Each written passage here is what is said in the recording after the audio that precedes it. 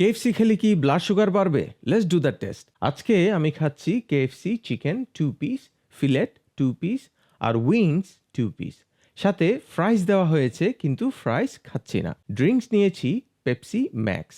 এটাতে 0 সুগার। সাধারণত এই পরিমাণ চিকেনে ক্যালোরি 880, carbs 34.2 গ্রাম, প্রোটিন 53 গ্রাম, ফ্যাট 51.3 গ্রাম। ওভারঅল খুবই আনহেলদি খাবার। আমার খাওয়া শেষ 2 ঘন্টা পর গ্লুকোজ মনিটরে দেখব আমার কি পরিমাণ সুগার স্পাইক হয়েছে। দেখতে পাচ্ছেন আমার 3.7 millimole per litre sugar spike হয়েছে। আমি আশা করেছিলাম সুগার স্পাইকটা আরো অনেক বেশি হবে যেহেতু এই খাবারের ক্যালোরি এক্সট্রিমলি হাই ছিল। আমার মনে হয় যেহেতু চিকেনে প্রোটিনের পরিমাণও বেশি ছিল তাই ওভারঅল সুগার স্পাইকটা ওভাবে হয়নি। আপনাদের কোনো মতামত থাকলে কমেন্ট করে জানান।